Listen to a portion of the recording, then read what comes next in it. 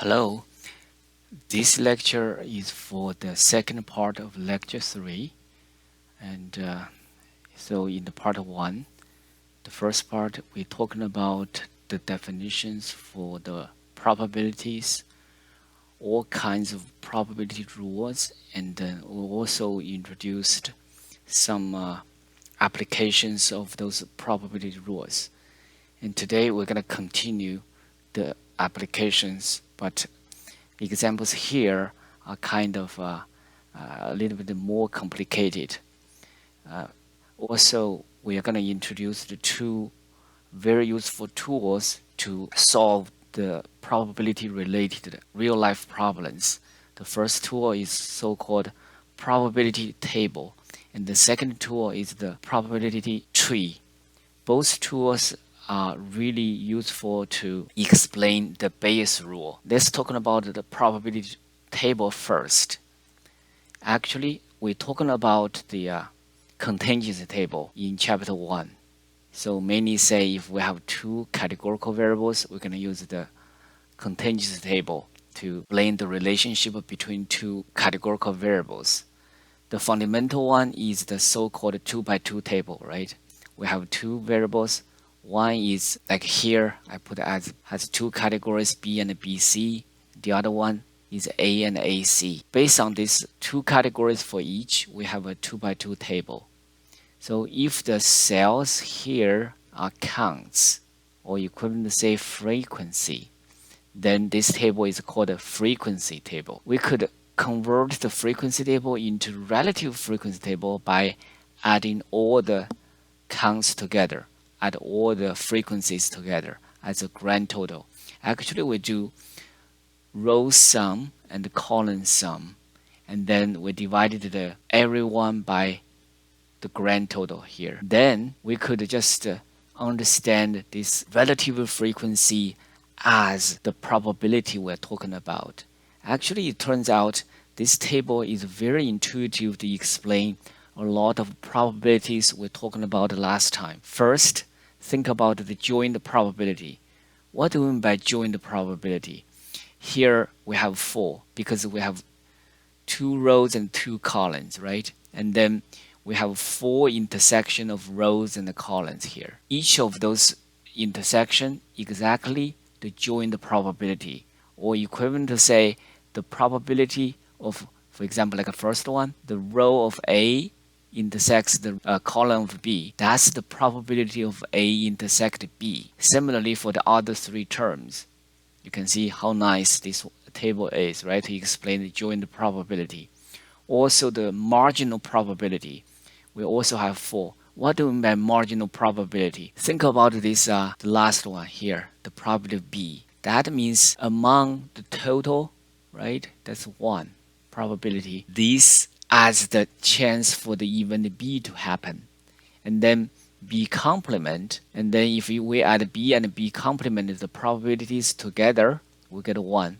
The same thing for the event A, but now it's the row sum and the A complement. If we add PA and PA complement together, we get 1 also. You see, those 4 probabilities are in the margin of the table. That's why we call the marginal probability. Or sometimes we could call it as unconditional probability. With that regard, we're talking about the so-called conditional probability. For example, if we want to know the conditional probability of A given B. So basically here, as we explained last time, right? B is the condition. B occurs first. What's the influence of the occurrence of B on A? So the conditional probability of A on B, that's equals join the probability of A and B over the probability of B. Now let's go back to the table. So the bottom is the marginal probability, PA, right?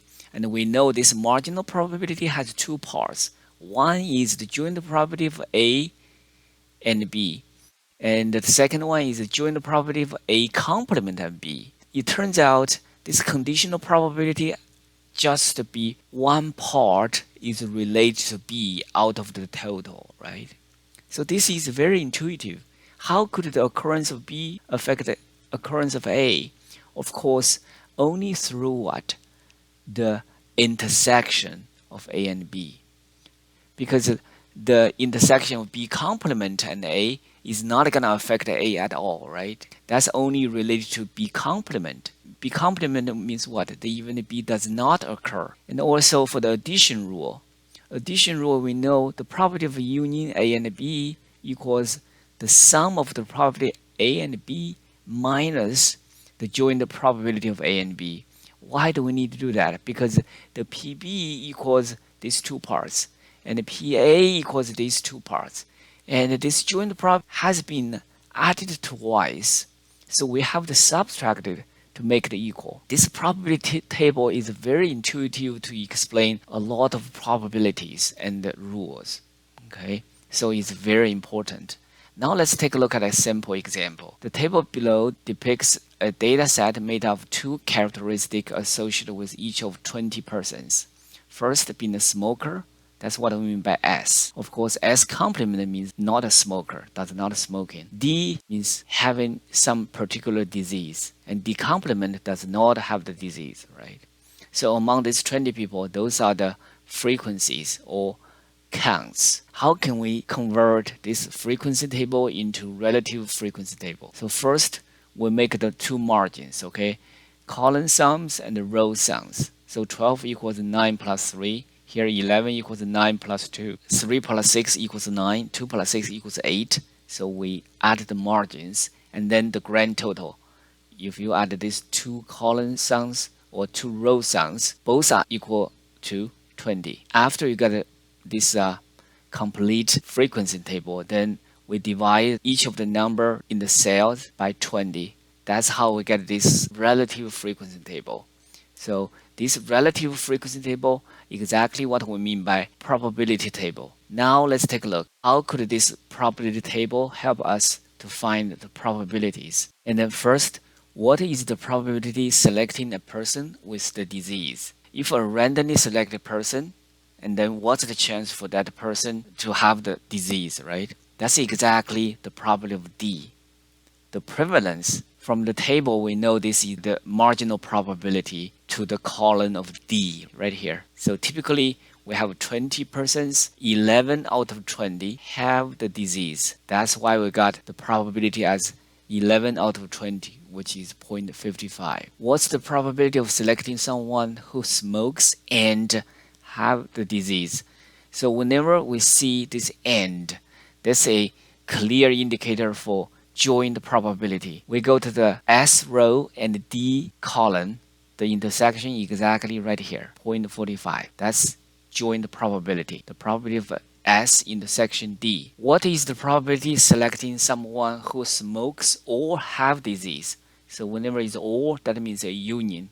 So how can we get a union? Is either S or D. We add S and D together, and we notice that this intersection part, S and D, has been added twice. That's why we have to subtract 1 to make it even.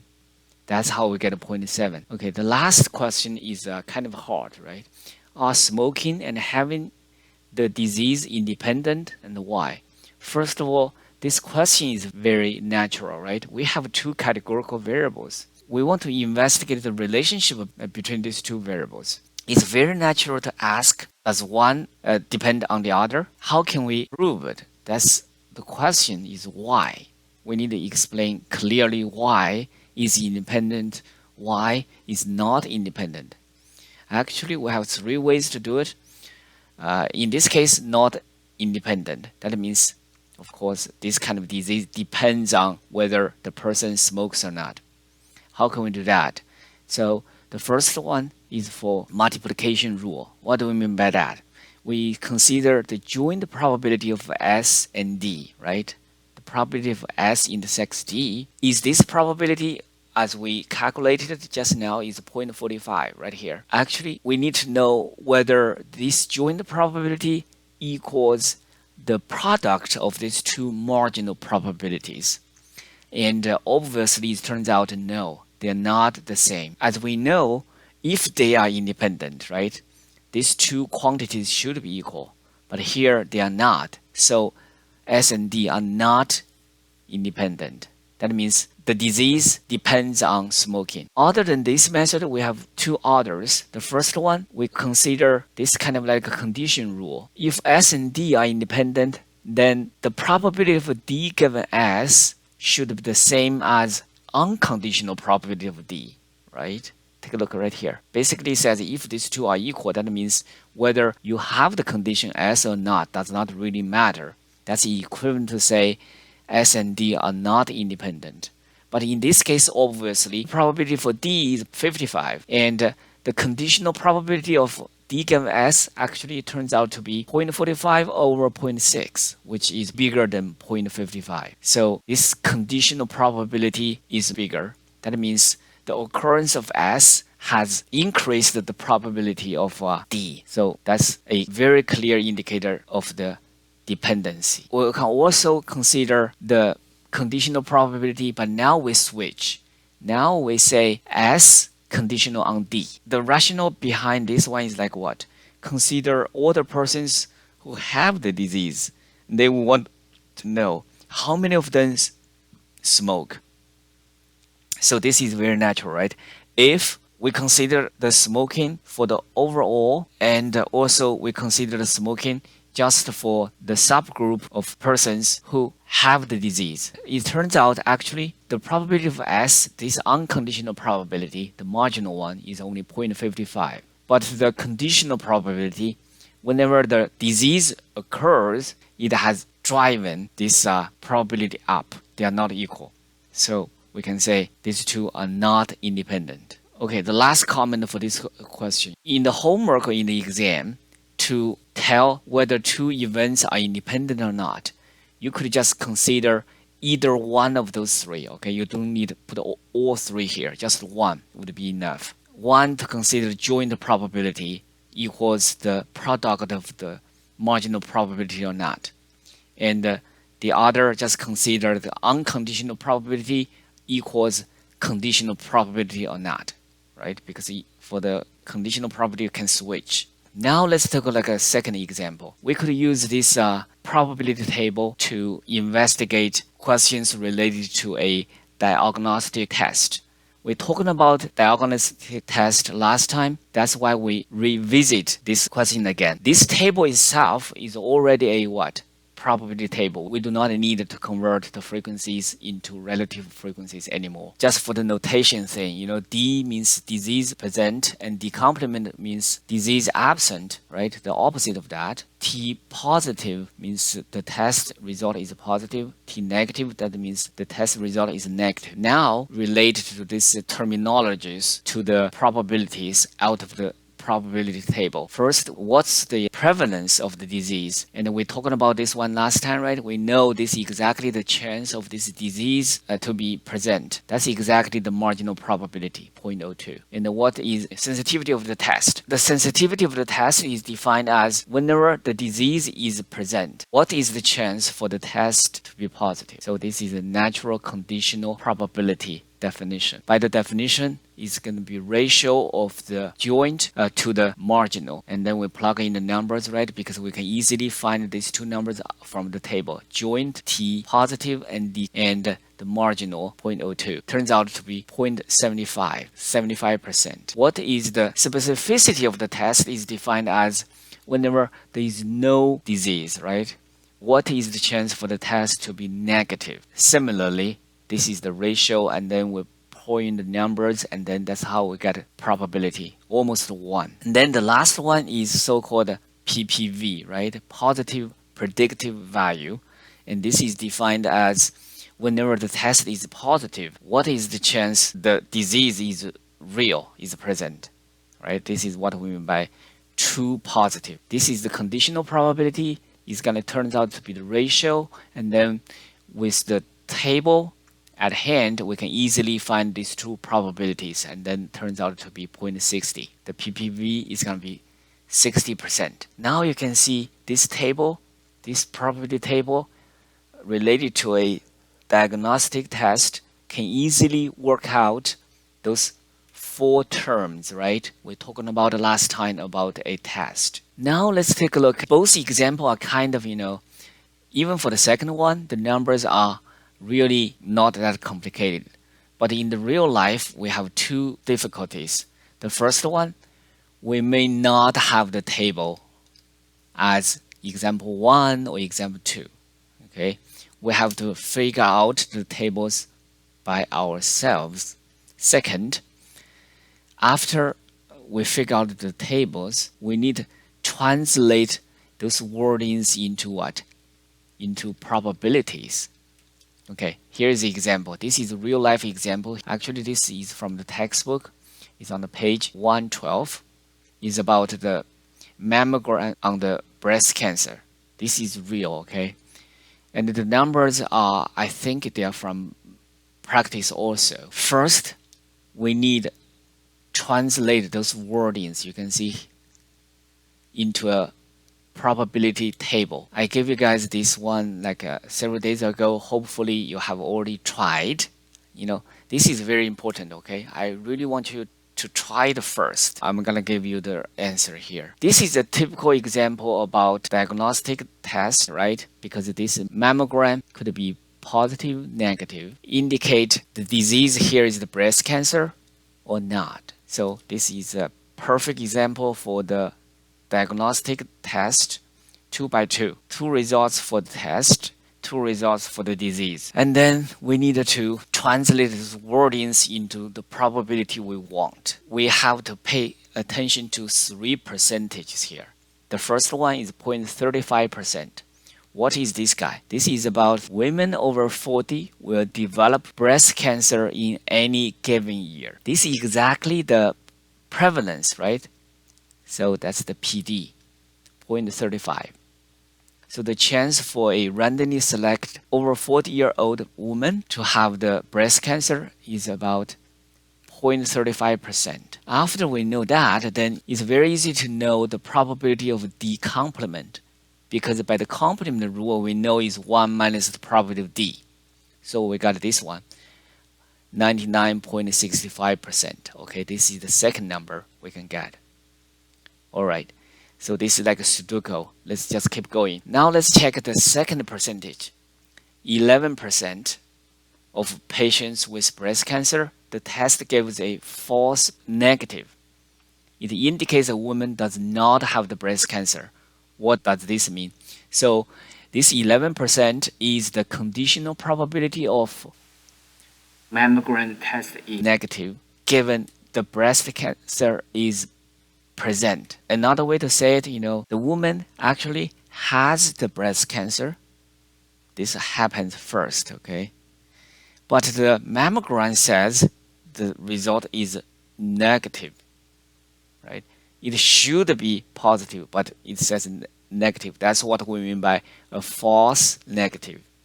Okay, that's the conditional probability of the T negative given D is 11%. Where should this probability go? We know condition on D, right here. We need to consider the column D is condition on D. On D, we have two scenarios. The test is positive and negative, like a thought experiment. A woman has the breast cancer. She went to take the mammogram test, and the test says it's negative. We need to consider these two. So for the joint probability here, D intersects D, T complement. By the definition, that's exactly the ratio of the joint over the marginal, right? And the marginal and the conditional both are available. Then we just use the multiplication rule, right?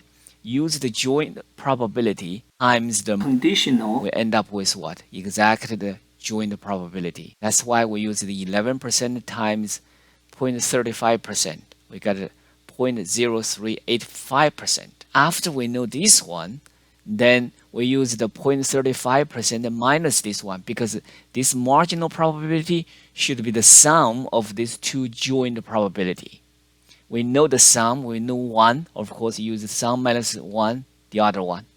That's exactly equivalent to say 89% times 0.35%, right? You see 89%, 11% together is going to be 1. Now we have 4 probabilities solved, okay? Now let's take a look at these other 2. And then we have another, the last percentage here, 7%, which it means what? The test gives a false positive in 7% of patients who do not have the breast cancer, but actually the test is positive. Okay, this is a false positive. Okay, the woman does not have breast cancer, and she went to the mammogram test. The mammogram test says is positive, which says she has the breast cancer. But turns out he shouldn't have, right? Because at the very beginning, the condition is she does not have the breast cancer. Okay, so this false positive is also a conditional probability, not D. Okay, no breast cancer, but the test result says positive, 7%. Okay, similarly, right? We use this 7%, this is conditional one, times the marginal probability of no breast cancer. That's how we got this joint probability as this guy. Okay, and then after we know the sum and 1, and then use this one minus the first one, you get the second one. That's how you see this number times 93%. Because 93% and 7%, right? They split this whole marginal into 2 parts. Okay, after we figure out all these 6 cells, then what is 2 marginal probability for test to be positive and negative? You add these 2, you get this one. Add these 2, you get this one. Okay, right? Now this whole table is finished. After we finish the table, then we try to figure out what is this question. It turns out to be, what is the probability she has breast cancer? It turns out to be the test suggests the woman has cancer. Okay, so the test is positive, right? What is the chance what is the probability she has breast cancer? That's exactly what the test says positive, right? This one happens first, and then does the woman really have the disease or not? So this is exactly the value of PPV. So the PPV is defined as mammogram is positive. What is the chance for the woman has the breast cancer? Okay, so this is the conditional probability. We translate into these letters. We could just say D given T positive, right? That's how, by the definition, it's going to be joint over marginal. But marginal we could split into 2 parts, right? So test positive, which is here. This is the marginal, right? Right here. And among this margin, it has 2 parts, intersects D and intersects D complement. But here we consider has breast cancer, right? We just consider the D intersects T complement. You see this joint probability. So basically we want to know this joint probability over the marginal one. That's the PPV. Okay. Of course, this is rounded. Okay, I want to make the last comment for this PPV because this is the first time we calculate this value, right? Some of you may find surprised. This is so surprising. Why? This PPV is very low. What does it mean? Because you see, think about this mammogram, the positive result indicates actually the woman has the breast cancer, which says the disease is real, turns out to be less than 5%. Okay, right? So this test is not really that precise. Whenever it says positive, it does not necessarily mean you really have the breast cancer, right? If the test try the test 100 times, 100 positive could only indicate like less than 5 times of real cancer. Okay, so this PPV is too low. That means the test is not that valuable. The Okay, actually, I strongly recommend you to try to figure out this table by yourself first, okay? Because we have to do a lot of calculations. Please use a calculator to do it, okay? And s- we this kind of calculation actually is not easy, okay? It's kind of hard to get this table. After we get this table, then the question can be easily solved, right? Okay, and then uh, now the second solution we trying to turn to the help of the R, okay, because this kind of calculations, these numbers are nasty, right? So is there any easier ways? Actually, it turns out yes, we do have simpler ways. We can do it in R directly. So that's exactly what we mean by tree diagram. And the tree diagram basically says, it has just decompose this whole process into 2 steps. The first step, we just imagine a randomly selected person, whether she has the breast cancer or not, right? By the information we know, the prevalence is like 0.35%. The chance to have cancer is this big.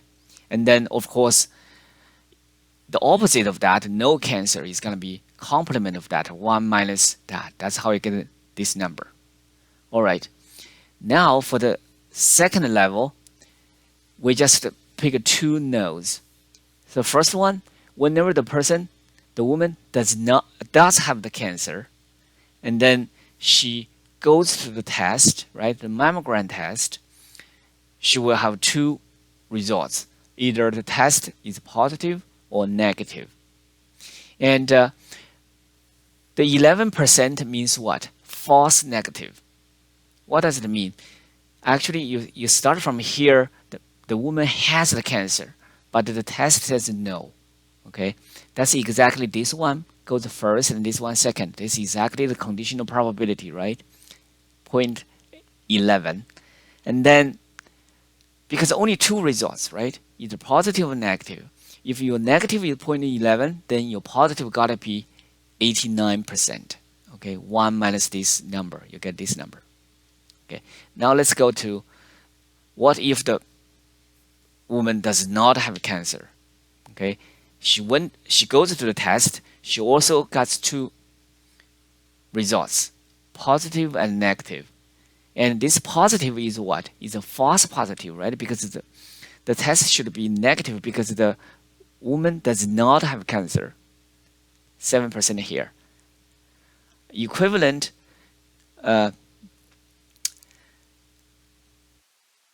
be negative, the test is going to be 1 minus 0.07, 0.93%. Okay. After we finished those 6 probabilities, and then we can calculate the joint probabilities. What would be the joint probability? What do we mean by joint? Because both cancer and positive, right? Actually, this one is very easy to calculate. You just multiply these 2 probabilities, 0.35, 0.89. That's how you got this one. The joint probability of D intersects D complement. Okay, and the same thing for cancer. negative. Multiply these two numbers. That's how you get this number. So this is the probability of D intersects T complement, T negative. The same thing for no cancer case, right? To be positive, use these two numbers, multiply, you get the joint probabilities. And for negative, use the multiplication of these two numbers, you get these joint probabilities. Okay. So this probability tree actually is very powerful, right? In the R code, you can see that, of course, we have to use this library open intro, right? And then we just use the tree. You can see this tree has two nodes, cancer status, right here, and the mammogram, the second one. Okay, and then the first C is specified the probability for the first node. Here is 0.35% and then 0.99 and 99.65%, right?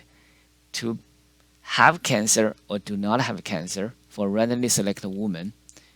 And then we also list two other pairs. For the mammogram to be positive and negative, of course, this is corresponding to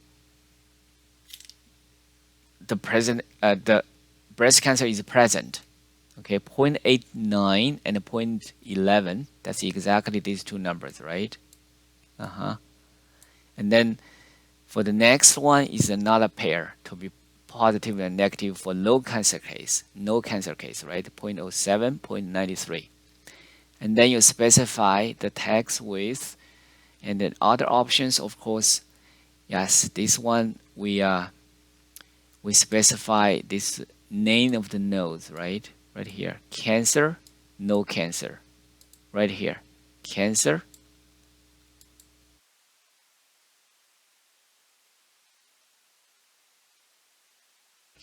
cancer, no cancer, and then positive, negative. Okay, and then here I specified the DGS6 because our numbers are so nasty. We have to allow for 6 numbers to show up. Otherwise, you won't get exactly the same number. Okay. You know, if you check the textbook, they only use like 6 digits, right? Here we have to use, they only use 5 digits. Here I just use 6 digits. Then you can see this whole thing. Okay. All right. And the last comment of this probability tree table.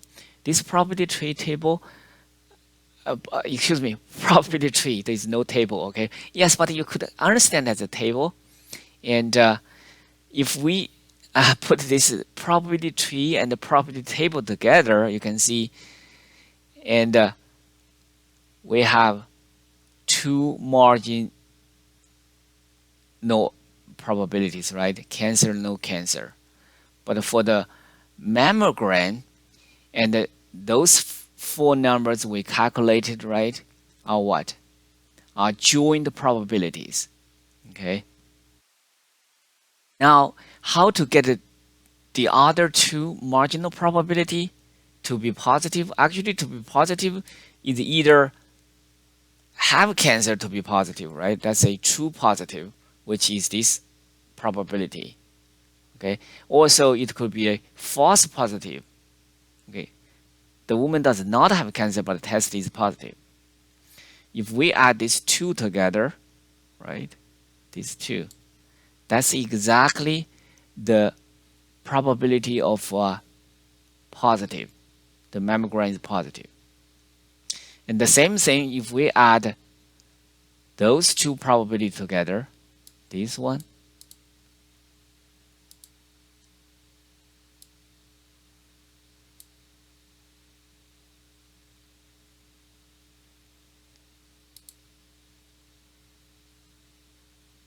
okay, and this one, these two negative together, right? That's the marginal probability of negative.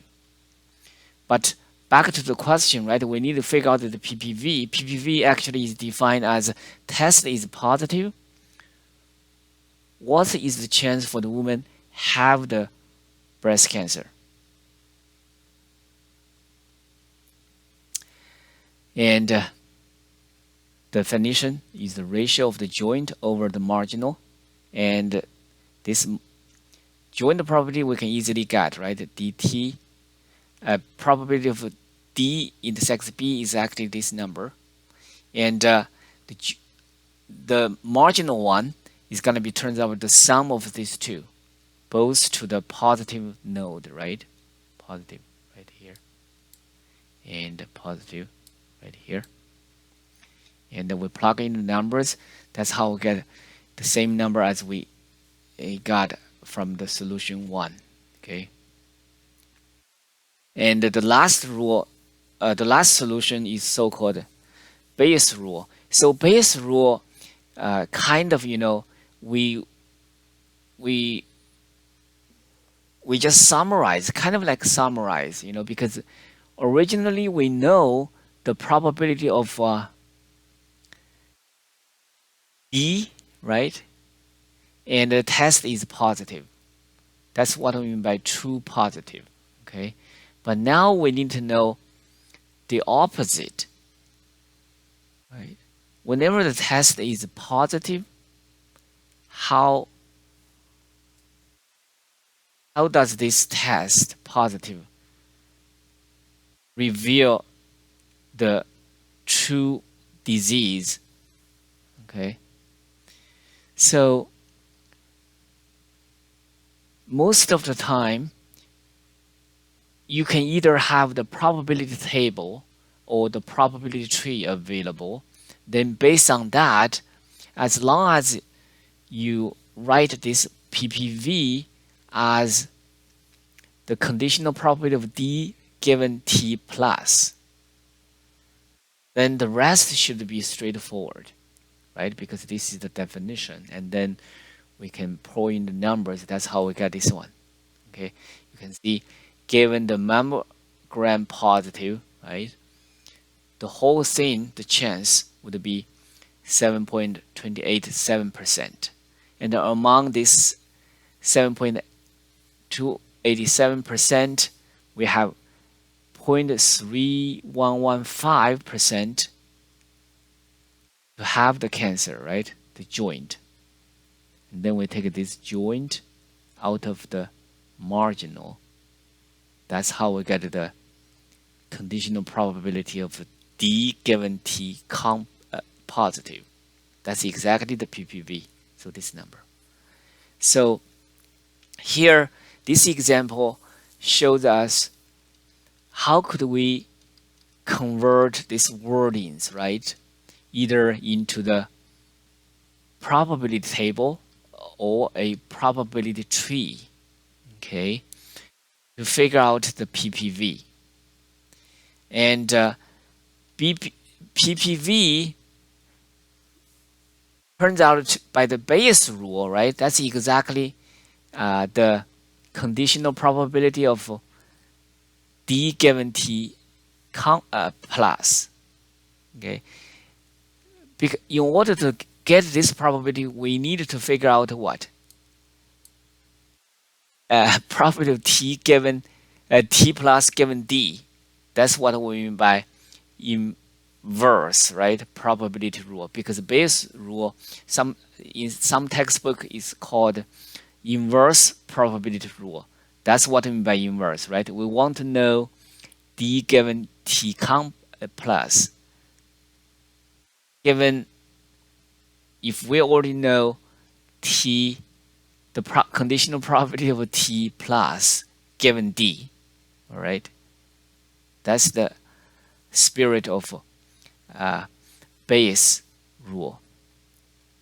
Hopefully, those 3 examples will help us to understand all kinds of probabilities we're talking about last time, especially the conditional probability with the help of the Bayes rule.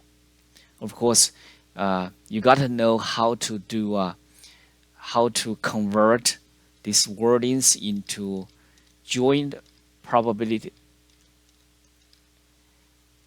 marginal probabilities, and then the whole probability table. And also you need to know how you're going to use R, this code, to figure out the tree diagram. Actually, it turns out you do not need to do that much calculation as in the solution 1. And both solution 1 and 2 will help us to understand how the Bayes rule can be applied here, right? Okay, so the last topic for today is talking about, since this contingency table, the probability table is so powerful, right? And given the data set, how are we gonna get this table? Actually, it turns out it's not that hard in R, right? We just use the table. We specify these two variables, right? One is the race, the other one is the name of the gene, right? And then, of course, if we use a table, we can only get the counts, okay, frequencies. Of course, we add the margins here, just put the names of those categories, okay. Okay, how can we convert these frequency tables into relative frequency table? It turns out you just use a proportion table, this command, this function, and then it turns out to be what? This is a perfect probability table. See, we can keep this many digits. It's so precise. Okay, so now for small data set, right, we can just calculate it by hands, and for bigger data set, we can do it in R. Okay, and with this probability table, then we can work out the probability we want, like we did in the previous 4 examples. Okay, and this is the summary for what we have learned for this lecture. Hopefully this video help you to understand the stuff we're talking about in the first part better. And actually, if you read the textbook for the extended example part, is very, very hard. Okay, so here I would say my requirement for the homework and for the exam is based on my notes. Okay, the examples in the textbook, some of them are too complicated. Okay, yes, if you really want to challenge yourself, go ahead to read. Okay, but I would not recommend everyone do it. Okay, so that's my requirement here for the chapter 2. Thank you for watching. See you next time.